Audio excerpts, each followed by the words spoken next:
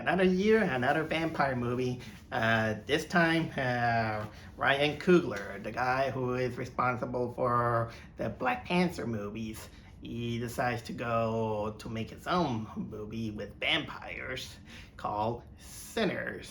I just honestly, ever since I saw the trailer, I was mystically intrigued because honestly, I think that the first trailer there was some kind of mystery behind it, and then of course the second trailer I kind of saw that okay, so this is where we going, but still I was invested to watching it. I got it on my radar, and I was counting the days because well I just kind of like got interest by the way just uh, uh, but honestly April had kind of like these kind of movies that went on and off my radar, like for example I am actually kind of debating myself if I want to watch the Minecraft movie out of curiosity, but of course that if I did say it on my other videos that I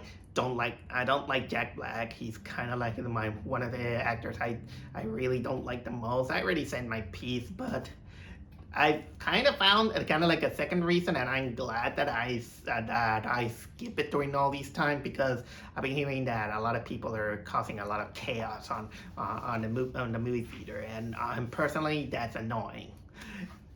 There's also this movie in which I've been hearing a lot of people talking about it called Warframe.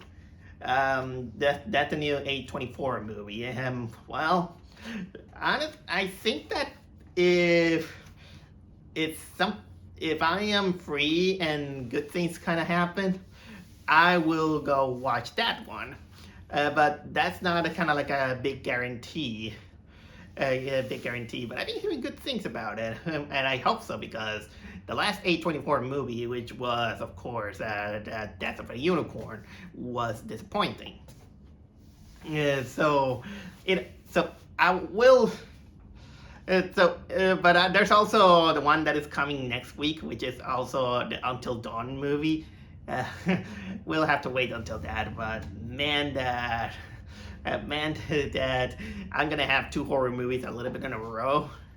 I, but the thing is that I was still counting the days, and of course I had Sinners on my radar, in which I'm kind of glad that the trailer it tells you a little, but at the same time not much about the plot. Sorry about that noise outside. But in the end of the day, at first glance, it was like okay, people going to a party. People going in a party. It takes place during the 30s, uh, the plantation era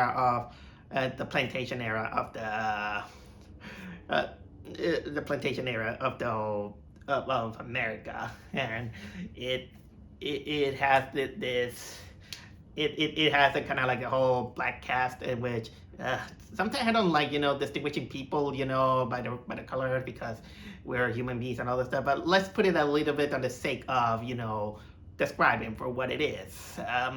Well, a lot of African Americans, because there's Michael B. Jordan in there, and they're having their good time, and then of course. Vampires attack. It's basically kind of like the typical plot that you see in many vampire movies. I did say that I do have kind of like a mixed feelings when it's about vampire movies. Lately, and I think that lately people are getting a little bit better on it. I think that the last good vampire movie I have seen, if my memory doesn't fail me, oh yeah, Nosferatu. Nosferatu was actually a great vampire movie. That remake was actually really good. One of the few ones that bring to exception. Last year I also had the ballerina vampire Abigail, I think it was called. I forgot. I've kind of forgot about it, and that was entertaining. I think that we are. I am finally recovering a little bit because when it's about vampire movies, I had kind of like this post trauma after The Invitation and of course Renfield. Although Renfield wasn't exactly that terrible, but I can see why people don't like it. The Invitation was god awful and I hated it, and it kind of made me lose my faith on vampire movies. But at the end of the day, I was still kind of like cautiously optimistic on Sinners, and well, I went to watch it. I was surprised that there was kind of like a bit of a packed house on at least in the movie theater that I go. Uh, it wasn't exactly packed enough to get bad seats. I had good. We had a good amount of decent people, and you know what? I've been hearing people saying when sometimes I like to recap a little bit of my memory by watching YouTube reviews.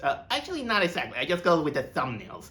Just I've seen a lot of people praising this movie, saying it's a masterpiece. It's 10 over 10, the best movie ever made. Actually, I'm beginning to getting sick of all these thumbnails that they say best movie ever. Is it the greatest movie ever? Is it the best of 2025? Get some originality, people. People, you're just asking the same question over and over and over again, and I'm getting sick of that. But is the real question, is Sinners any good? Here's my answer. Yes. Sinners is really good. It's actually a really good movie.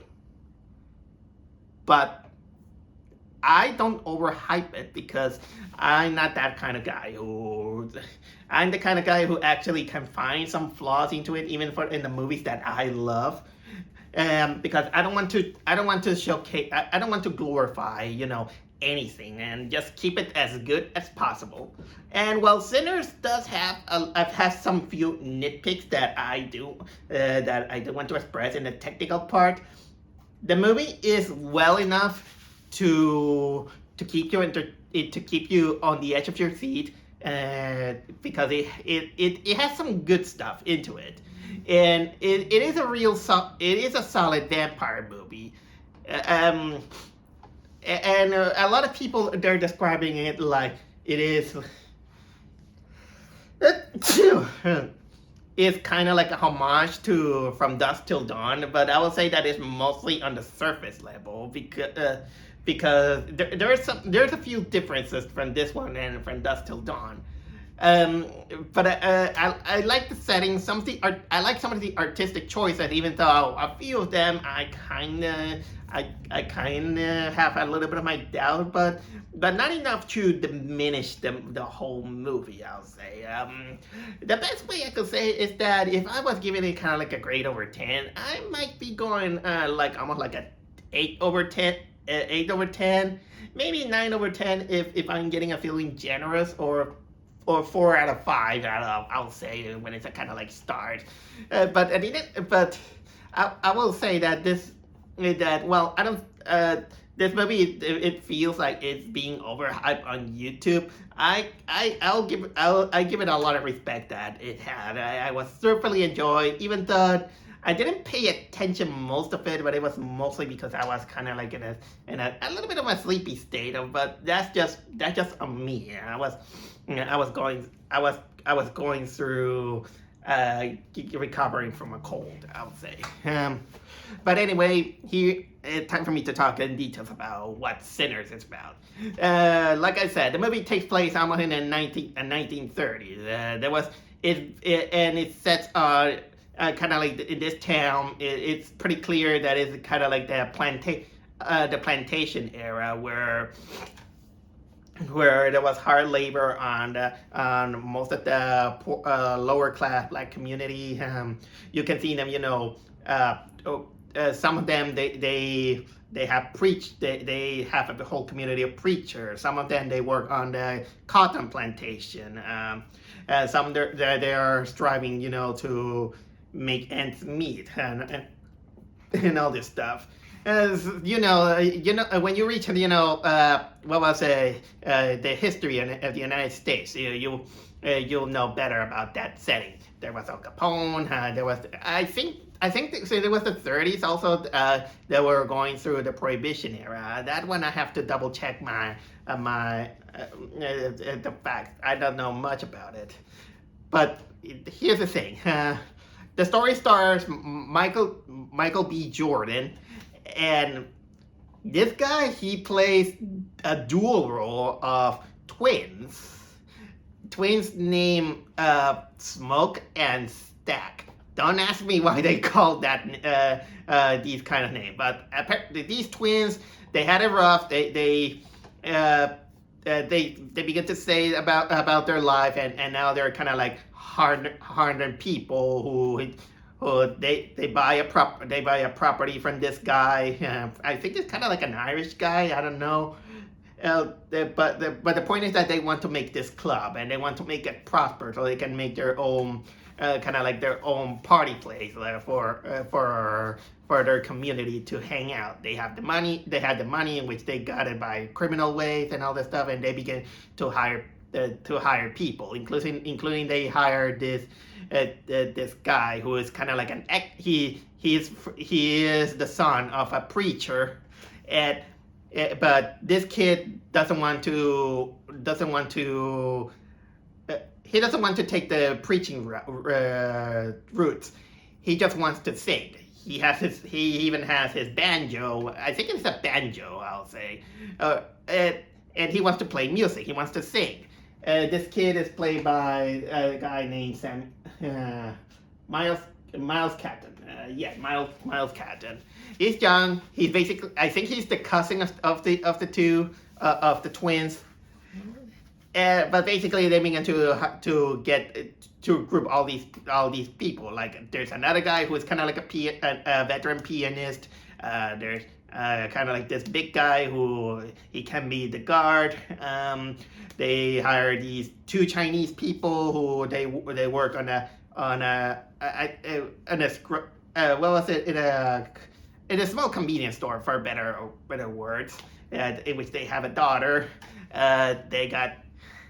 There is this woman who is played by what was the name of this woman? Give me a second. The name of that woman always escapes me, but there's this guy who kind of. I got a friend who kind of overhyped this lady. Hailey Steinfeld. Yeah, Hailey Steinfeld. She was an old flame of one of the twins. I don't know much about her, but I'll get to that. But basically, they regroup this group, and they go to this place, which is in the middle of nowhere. They decide to have a great time, with booze, gambling, dancing, and all that. And then, well, since this is a horror movie, vampires attack, in which these are the vampire type in which they mostly attack when they're invited in. Almost like this horror movie. What was it? Let the Right One In. I haven't seen that movie, just in case, but I know the lore. It's one of those in which they don't attack until you invite them in. Well, that's technically the gist of it, and the whole thing that is almost like From Dusk Till Dawn. But the biggest difference is that From Dusk Till Dawn has kind of like a more upbeat and more wild kind of storytelling. I mean, it's even more bloodier. This one, it tries to take it a little bit too seriously on the theme, and it goes more for kind of like in a more slow burn of storytelling. Because here's kind of like the first nitpick I will say about this movie right away, is that this movie is a really slow burn. It takes almost like, it is a long movie. Let me double check how long this movie is. Let me go back here. And yes, it is long, but not as kind of like the longest of them all. It's 2 hours. 2 hours 17 minutes. That's And honestly, it did felt longer, and it's mostly because the build up, it is so long. It takes too long to build the characters. I think that this is almost like a double-edged sword to make us care more about the characters, and some of them do, some of them don't. We understand them, but at the end of the day, they're all gonna end up becoming vampire chowder. It's and it does. Although that one takes us a little bit too long. Although, to be fair, Dusk Till Dawn also does that. But I think that Dusk Till Dawn is, again, it has kind of like a more hyperactive kind of. It has kind of like a more hyperactive energy that makes it a little bit more engaging. This one engaged you, but in the more in how much you can sit and watch a movie. Although the movie does have some, it does have entertaining things to watch before the vampires attack. They do attack another family before they attack the main characters. This kind of it's mostly the anticipation that makes you sit and you're just sitting there and you just can't wait of saying that, okay, when they're coming, in a way, but still you have kind of like this conversations. I think that maybe could have trimmed down a little bit, like 10 minutes of it, but I don't know if this could have worked either way. All right, so let's talk about the acting, because I will say that the acting is really good. Excuse me, Spencer. Let's start out with Michael B. Jordan, in which, let's say that he does play this dual character in which they're basically brothers that they were in war, and now they have this opportunity, a little bit illegal, but that doesn't mean that you don't have to dislike them either. That, I mean, even the protagonists from Dusk Till Dawn, they were criminals, but still their actions kind of make you a little bit care for them. This one they do, and I must say I really respect Michael B. Jordan, because playing dual parts in the same movie is not exactly kind of like easy. There are moments that you can see where they quote unquote cheat their moments in which they have a brother separated from one another, and then you have the opportunity to shoot Michael B. Jordan along with one of them and all this stuff. There were kind of like a few times in which the brothers are together on screen. But you know what? This is basically the magic of cinematography. As for the brothers themselves, at first, I gotta admit, I kind of first didn't care too much. But then he began to kind of like warm up to me. Let's say that he just kind of became a little bit. What's the best way I can say? He isn't exactly Will Smith, but he still had kind of like his charm, and he worked his way on it. I also then there's the other character also, Miles Caton, in which I heard that he's kind of like a newcomer, and this boy plays the son of the preacher, who he kind of a little bit, this is probably the character I cared the most, because he's kind of like the young guy who he just wants to be a musician, and well, he just got roped into it. He's kind of like the most innocent of all the characters, and he just there. He's been pushed to be fall in love with this pretty girl and all that. During the party, and one of the best things about this guy is that his singing is really good. I'll get to that when it's about the singing, because music is became kind of like an instrument for this movie. And the many times this kid, it's well, I don't know his age, but let's say a kid, for the sake that he's young. This kid who who started every time he sings, it's really good. He had the vocals, and I hope that it's not auto-tune or something like that. And if it doesn't, I'll give him a lot of respect. That singing was his songs and his singing is amazing. I really love how it is and how he sings. I would love to have the songs that he sings on this, on the movie, and I would like to put it on my headphones because man, that I really love how he sings, and even the character is basically the. I really love it. I really love this character. He's kind of like the most innocent that it's a character that I rooted for the most. There are some other characters that are there. Okay, there's the Chinese family who they have a daughter, even though the daughter only appeared for a few moments, and well, they just also got roped into it. They were just doing their job in which they got hired, and well, the situation happens. There's also another guy who's a veteran musician who well, he really knows how to play the piano. I like that thing. There's also kind of like this big guy who he's the guy who he just stand guard, and he's like, hey, do you have passes? You come in and all this stuff. And there's also the girl. There's also this woman. I think she's played by what was it? Sal Williams.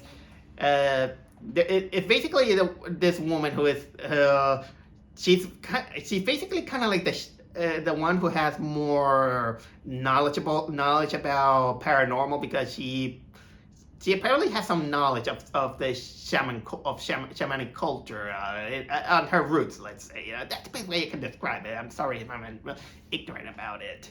And she has kind of like one of the loving relationship with one of the twins. There is another one who there's also this young woman who the kid character, the preachy kid, falls in love with. And of course, I also have to talk about what was the name again? Haley Steinfeld.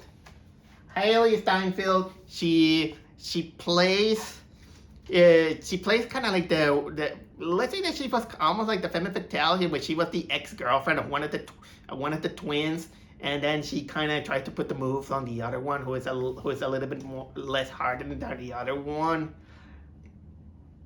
And of course, she kind of get the brunt because she's basically kind of like the only quote unquote white woman on the party, ignoring of course the color of the skin of the Chinese people.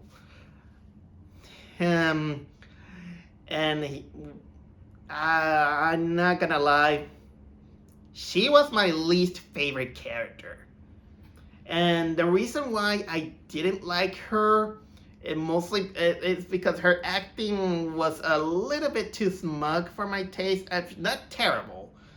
And of course, you can tell that from her, a little bit from her character and even how it ends up. She was basically kind of like she was basically a gold digger. Is one of those opportunistic ladies that I don't know. There was something femme fatale that kind of raised my alert. I'll say. Maybe but you know what? Maybe I'm wrong. I just want to probably. This kind of begs for me to watch the movie again. In a way. And of course, we got the vampires, and the biggest vampire is played by let me see the name of the guy, Jack O'Connell. Jack O'Connell, he plays the head vampire, and he also does a great job. And the vampire lore on it, again, it's one of those where they have the typical traits of the vampires. They can be strong, they can be fast. They have red eyes. They can fool people by They can fool people by luring them to open the door, because these are the kind of vampires that attack when you invite them in. They show their sharp, they have sharp teeth. They they have kind of like this collective power in which they can read the memories of their victims. And well, the victims, their victims, when they're bitten or when they're bitten or killed by the vampires, they resurrect as the undead, and they can live long. And of course they are semi-immortal unless you kill them the proper way. And of course their weaknesses are basically the basics of vampire lore. They're killed by sunlight. They're killed by wooden stakes on the heart, and they don't like garlic. That's basically the whole gist of it. So that's all I have to say about the character themselves. Time for my usual order.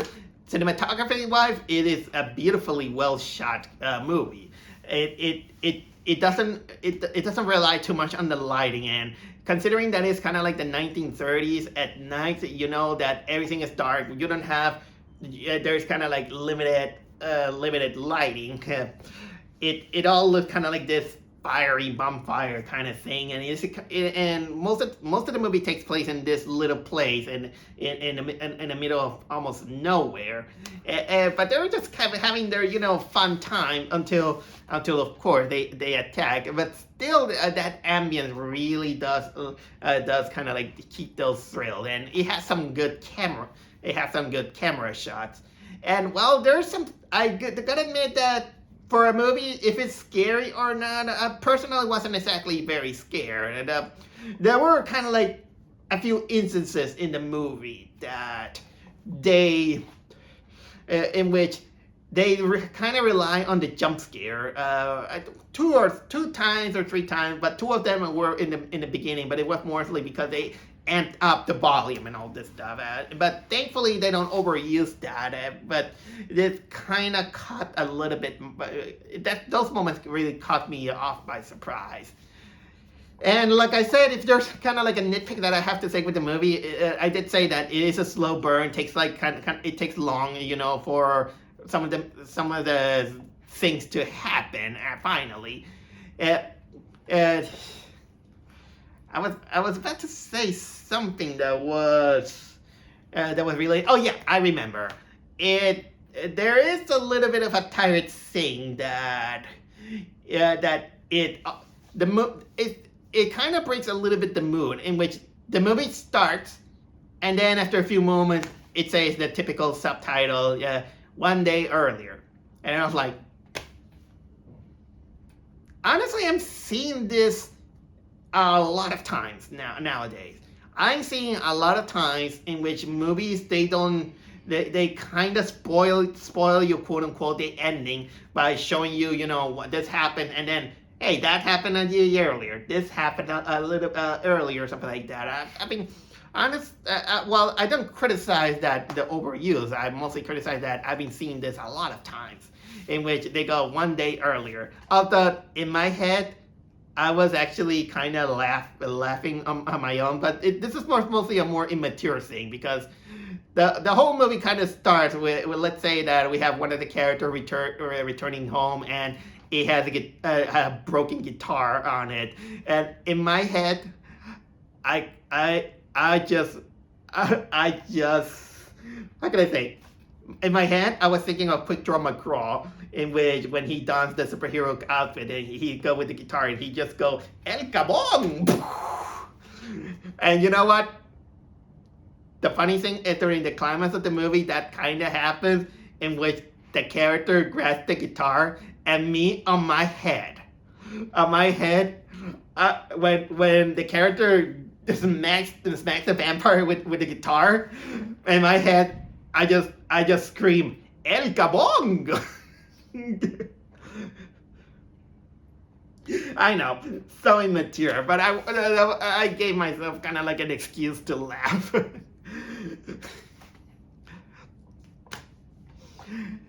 Okay, now I go with one of the things that kind of enriches this movie, and that is the musical. Like I said, the Miles Catton character.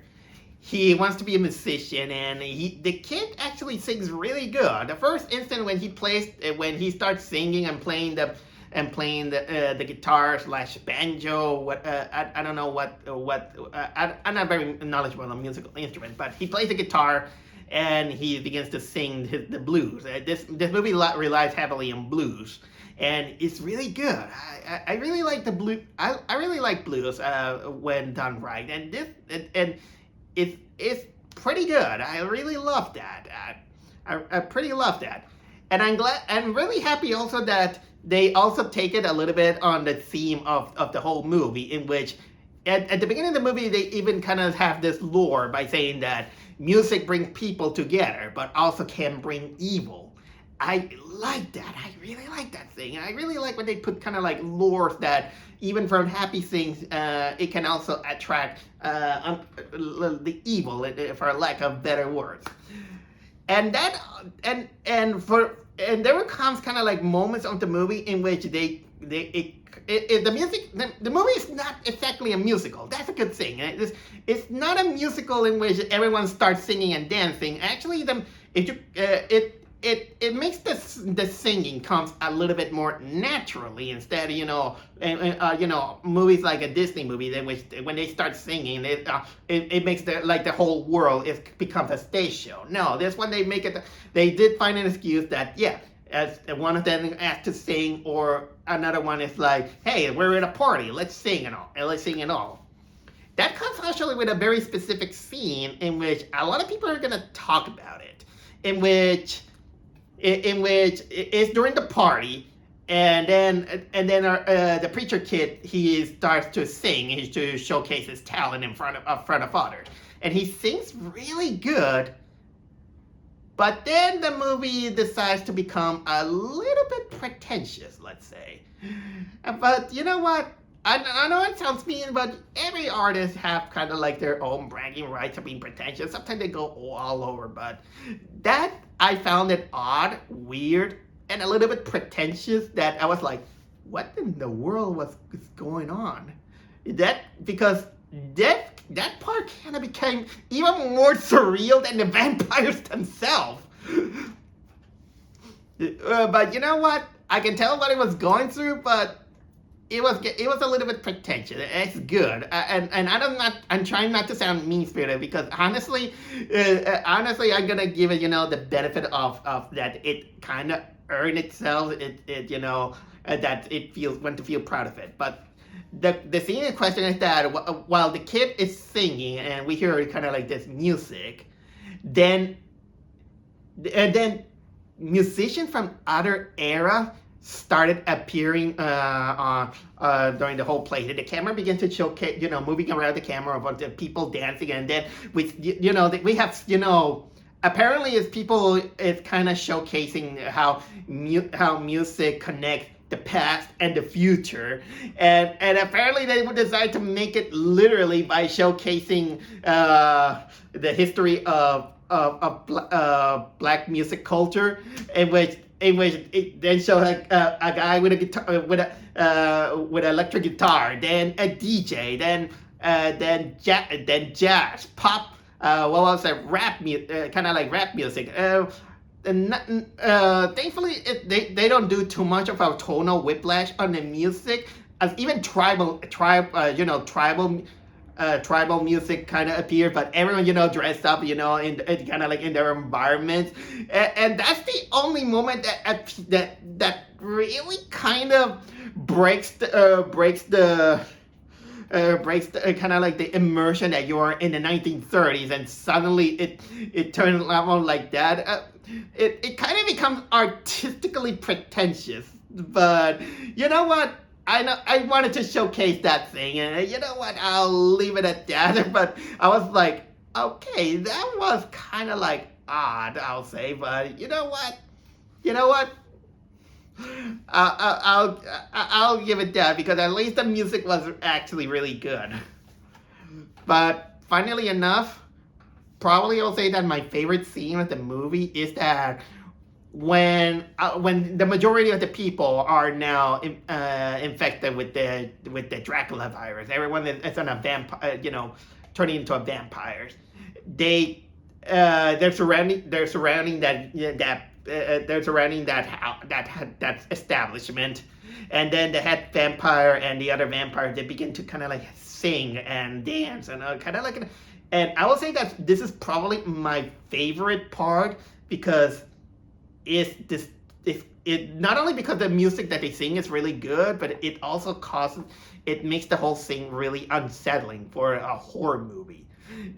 There's nothing scarier than being surrounded by people and they're basically taking they're taking and savoring your fears and your fears that you're gonna die. And they're by dancing, they're celebrating their despair, their demise, and that was creepy, and that one became my favorite part of the movie. And well, then came, of course, the moment of the themes of the movie, in which they wanted to apparently they wanted to link, that you have to make your choice on how you live your life. You want to be free from the shackles of not only society, especially in the 1930s plantation era, but also there was kind of like social tensions here and there because, well, let's say that there is a second generation of a certain club that it kind of becomes part of the whole thing also. It's just kind of like brothers that they're just trying to make the most of their past. All of these people, including our main character, the kid, wants to break the shackles of living as the preacher boy, but of course he doesn't want that. He wants to play music and bring joy. Even the brothers, they just wanted to bring joy to the community of people as best as possible. They just have a dream of making this establish them, bring them together. Have some booze, gamble, play, make merry of it. Although they're gonna be kind of like they also have to be strict in some areas. Like, for example, there was a kind of like a moment in which they have to punish a guy because they find him cheating in gambling. Yeah, so. But anyway, they did showcase that life can be tough, but you have to fight for what you want to. That's pretty much me just trying to put some pretentious thematic into it. I can get a little bit pretentious sometimes. Although I do have to admit that without spoiling too much, there are some elements about the climax was actually kind of like entertaining. Although there were some moments on the climax that I was like raising your eyebrows, and it's mostly because of one decision that it happened, but it still did its right thing, to wrap things up. I'll say they don't need it kind of like a sequel or anything. It just wraps up really nicely. But I'll give you a warning. This movie has 2 post-credit scenes. 2. And you know what? This is basically the reason why I decided to adopt that for every movie that I watch, I stay on my seat until the end. Because some people leave early and they didn't see that the movie wraps up. The credits start. But then something else happens after the first batch of credits. And this one takes kind of like 3 or 5 minutes long, but it wraps up something. And then it ends, you get the typical credits, and then the final credit scene. A final scene in which it's more like a bonus, but still worth watching a little bit. But honestly, this kind of.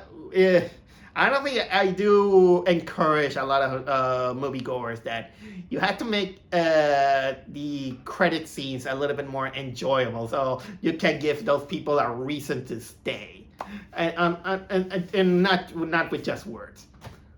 Almost like in anime, in which some anime movies they end and while the credits roll, you see the things happening over there. There is, uh, even though, well, as much as I want to give it a full mark to this movie, I can't because first of all, I think that in my head, I just want to know something. Why is this movie basically called Sinners? Because now that I think about it, uh, the movie mostly relies a little bit too much on exposition in order to understand some of these things. But at the end of the day, I I just seen kind of like people just going into a bar or something like that. And honestly, the party that it goes is a little bit more tamer compared to the one from Dusk Till Dawn, because at least on Dusk Till Dawn you see some debauchery. This one they're just having people just drinking and gambling, and I don't think anyone being kind of like sinners, or they have kind of like a criminal.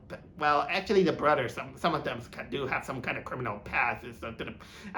That's pretty much trying to put in my head, or probably the sinners are exactly the ones, the vampires or something like that. I think that it kind of begs me to want to watch the movie more again to try to understand, or actually have a kind of like a more observational person with me to go with it. But at the end of the day, well, I do highly recommend this movie. Yeah, for the small faults that I can find it, I have not I really enjoy it. This is one of those in which I do wish I could have the soundtrack of it. I like the singing, some pretentious moments, but I let it pass for the sake of the narrative. Uh, uh, but hey, I don't know what to say. Sometimes over analyzing a movie, and sometimes going through my taste is probably my greatest sin.